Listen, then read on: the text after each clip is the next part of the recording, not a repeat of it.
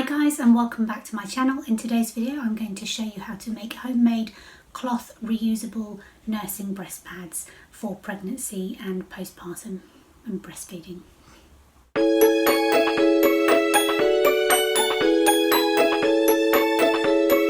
So in this video we're going to look at 3 different styles of making breast pads. So the styles I've gone for don't involve using a serger or an overlocker machine.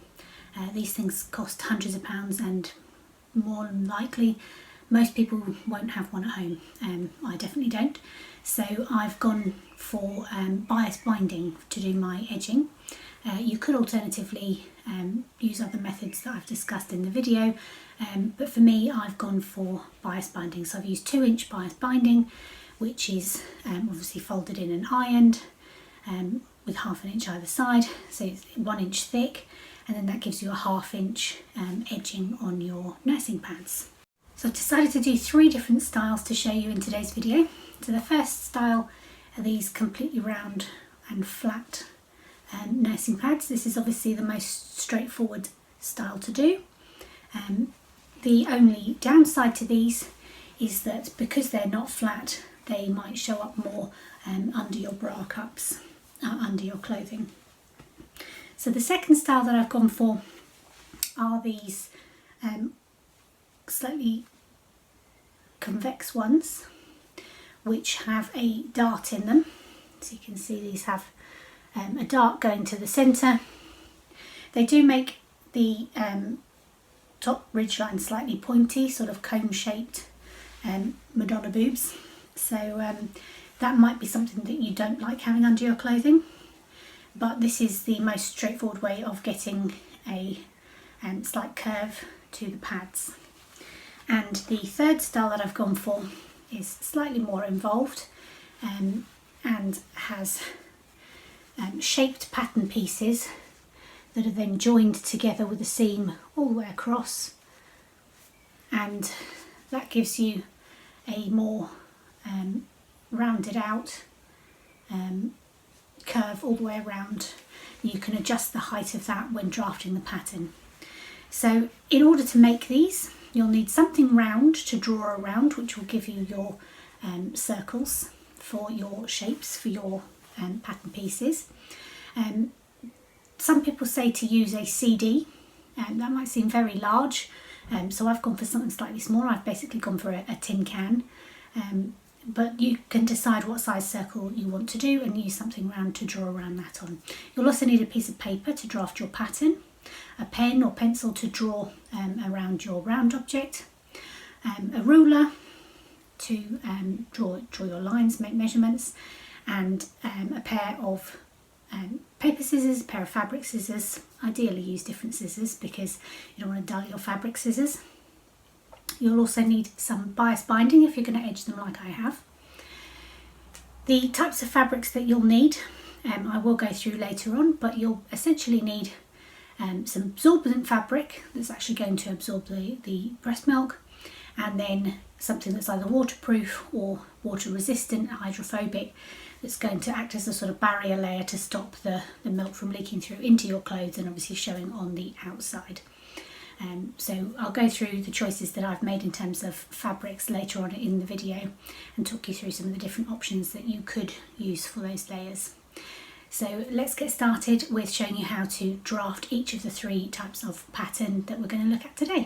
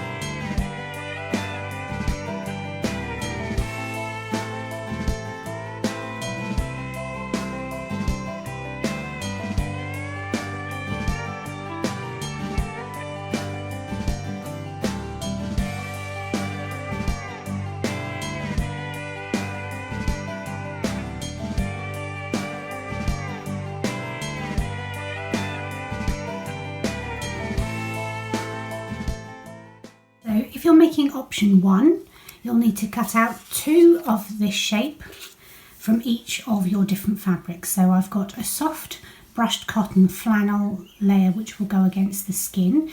This needs to be natural fibres, something that's absorbent but that's also soft and gentle against the skin. For the next layer down, I've used a piece of toweling. Both of these fabrics are leftovers from my reusable baby wipes project. If you saw that video, you'll see that these are the offcuts from that. Next you'll need a layer of PUL fabric. Now this is optional. This is the waterproof layer which will prevent leaks, but it also is not breathable. So if you want these to be breathable, then you can skip this layer. If you want to make them thinner, then you can use just this layer and skip the next layer. So I've gone for a PUL layer and then a polar fleece layer. Now polar fleece isn't actually waterproof, but it is hydrophobic. So if you want to have breathable breast pads that don't contain the plastic layer, you can go for the polar fleece, which is hydrophobic, so it will slightly prevent any leaks from coming through to the top layer, and it will also give extra absorbency and extra thickness. But it's not actually fully waterproof, so you can choose between the PUL layer and the fleece layer. I've decided to go for both, so I've got 4 layers in my sandwich there, and then I've got the same for my second pad, so 1 for each breast. So that's option 1. For option 2, you'll cut out your shape in exactly the same way, so you've got the same 4 layers, or however many you choose, and you'll need 1 of those for each pad. So 2 of each of the shape from each fabric for these 2. The third option, option 3, is slightly more complicated in that you need 2 of each for each breast pad. So you're going to cut out 4 from each type of fabric for each pair.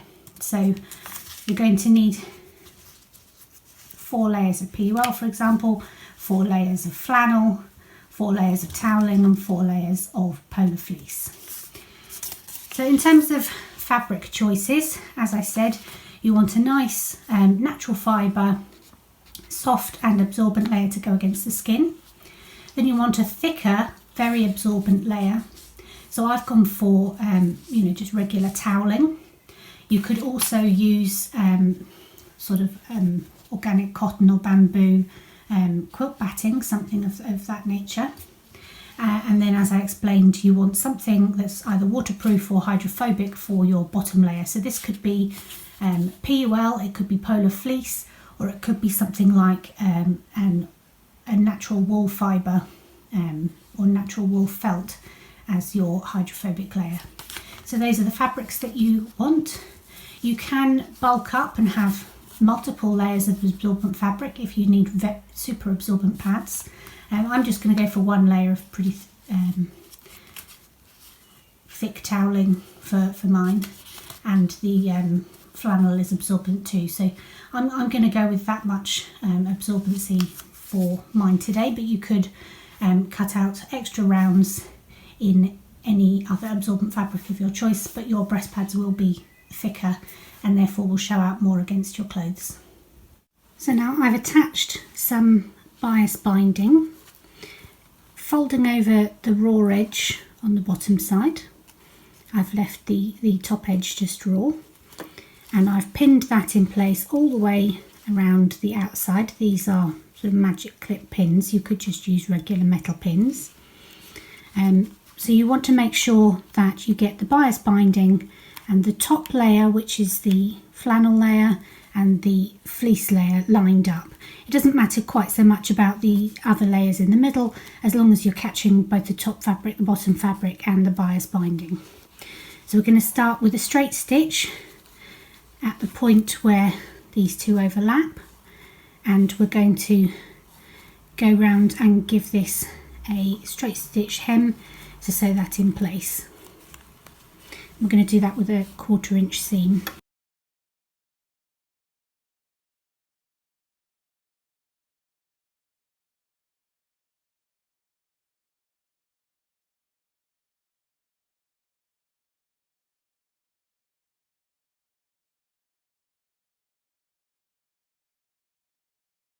Now that that's stitched in place all around the outside, we can trim the excess off with our scissors, and then we can turn the bias binding over the outside and we can hand stitch it down on the other side.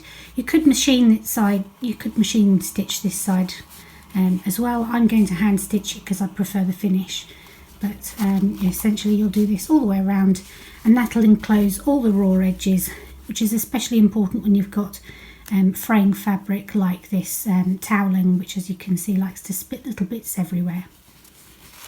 So I'll do that now.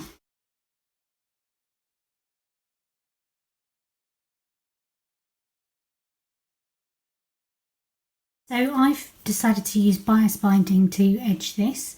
If you were using non-fraying fabrics, you could just do a straight stitch all the way around and then cut round it with, say, pinking shears. Or you could alternatively do it as a sandwich and turn it inside out and then do a top stitch all around the outside. Or if you've got a serger machine, or an overlocker machine as it's otherwise known, you could serge or overlock around the outside to finish it. But as I don't have a serger, I thought this was my preferred option for finishing because it gives a really nice professional looking finish. For option 2, we're going to make sure that we line up all the corners of our pie shape cut out through all 4 layers. We're going to bring them together like this, and we're going to sew a zigzag stitch to fasten all the pieces together. So we need to do this really slowly and gently.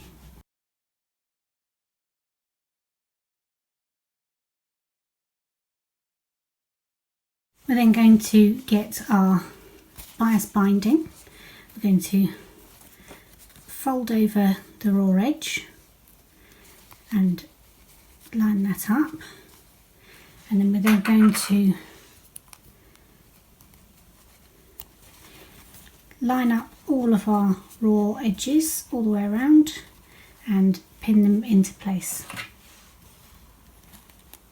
Then back on a straight stitch, we're going to stitch all the layers together around the outside with a 1/4 inch seam.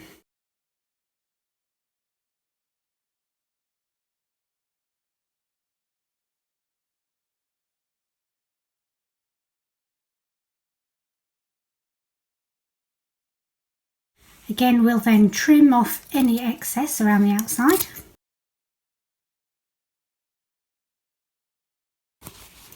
And we will turn out our bias binding and hand stitch that into place around the outside. So as you can see, this one is slightly convex. It's got that nice contour to it, although with the single dart it is slightly more pointed in the centre. For number 3, we're going to take 2 pieces of each of our layers individually, and we're going to sew them together with a zigzag stitch with the shallow curved edges together. So we're going to join the 2 corners first. So they just want to be touching, not actually overlapping. We join them like so, and they'll form a nice concave shape. So they're not actually overlapped, these 2 pieces of fabric, they're just pushed together and zigzagged together. So we're going to do that with all of the pieces that we have. So 2 together for each layer, for each breast pad. So now we sandwich all of our layers together that have all been done up individually. And we pop them all on top of each other with the zigzag seams lining up.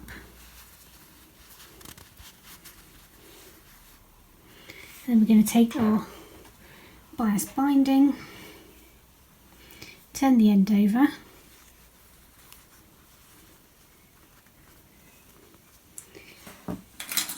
and pin that into place all the way around the outside.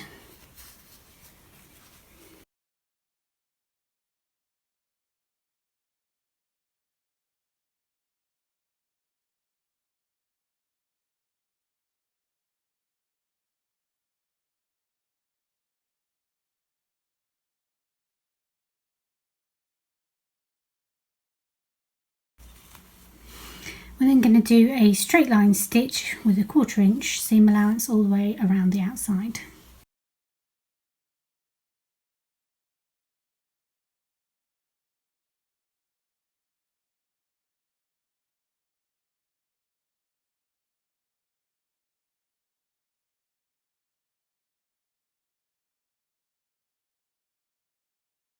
We'll then trim off any excess around the edges.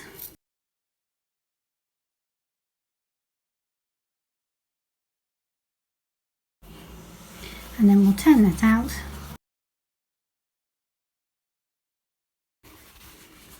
and we'll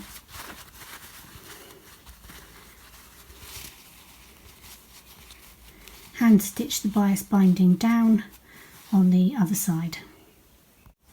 So here's the finished breast pad. So as you can see, this has got this concave shape, slightly less pointy than the dart version. So depending on how high you want this ridge to be, you would move your second dot on the pattern piece up or down. So if you want a shallower curve in your breast pad, you'd move your dot down. If you want a deeper curve, then you'd move your dot up. So this is basically about 1 centimetre between the two dots on this one.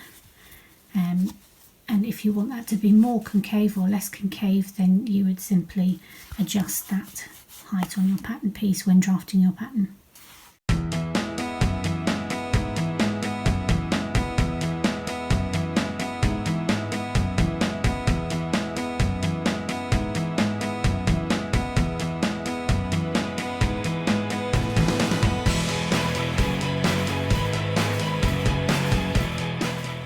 I hope that you enjoyed this video. If you did, please remember to give it a thumbs up, it really does help. And remember to hit the subscribe button if you'd like to have more zero waste how-to videos sent directly to your inbox. Make sure you hit that little bell notification if you want to be updated every time I upload a new video. Thanks for watching, guys. Bye.